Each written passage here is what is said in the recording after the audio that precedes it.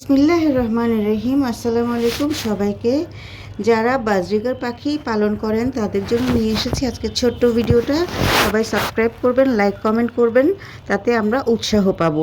তো এখন দেখতে পাচ্ছেন বাজরিগার পাখির খাবার: কাউন, সাদা মিলেট, কালো মিলেট, লাল মিলেট, হেল্প, ক্যানারি, তিসি, গুজি তিল, জব, হলুদ মিলেট, বাজরা, পোলাও ধান, ডোরাকাটা সূর্যমুখী, সাদা সূর্যমুখী, কালো সূর্যমুখী, ব্ল্যাক হুইট, স্টারশিড যেটাকে বলা হয়, আবার চীনা আর মিলেট, যেটা জাপানিজ মিলেটটা খুব ভালো।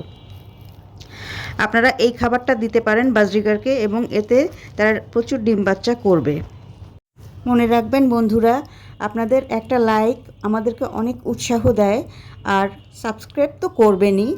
যাই হোক, বাজরিগার পাখিকে আপনারা নিজের মতো করে যত্ন করবেন, মাঝে মাঝে গোসলের পানি দিবেন আর খাবারের এই ব্যালেন্স ডায়েটটা দিবেন। ওরা অনেক বেশি পরিমাণ এই খাবারটা খায় এবং স্বাস্থ্য ভালো থাকে। পাশাপাশি কিছু ফলমূল আর শাকসবজি দিতে পারেন, এবং সেটা বাধ্যতামূলক দেয়া, নয়তো তাদের হেলথটা ডাউন হয়ে যাবে। মনে রাখতে হবে বন্ধুরা, ডিম আর বাচ্চা এটাই যেন আমাদের উদ্দেশ্য না হয়। আমাদের পাখির হেলথকে আগে পুষ্ট করতে হবে। আর এমনিতেই ওরা যদি খাবার পায় ঠিক মতো এবং ওদেরকে যদি ভালো ওয়েদার দিতে পারেন, একটা ভালো পরিবেশ দিতে পারেন, তাহলে এরা ভালো ডিম বাচ্চা তো করবেই, এবং তার সাথে সাথে আপনার সাথে ওরা একটা ভালো বন্ডিংসে চলে আসবে। তাতে আপনার সময়টা ভালো কাটবে।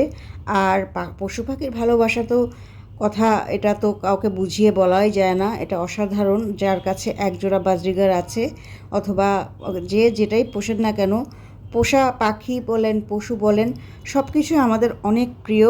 তাই আসুন আমরা ওদেরকে রক্ষা করার জন্য ওদেরকে ভালো মতো ঝেড়ে মুছে খাবারটা দেই। ভিডিওতে দেখতে পেয়েছেন খাবারটা আমারটা একটু ধুলা ছিল, কিন্তু ওইটা আমরা কালকে রোদে দেব। রোদে দিয়ে এরপর ঝেড়ে মুছে ওদেরকে খেতে দেব। সবাই সাথে থাকার জন্য ধন্যবাদ।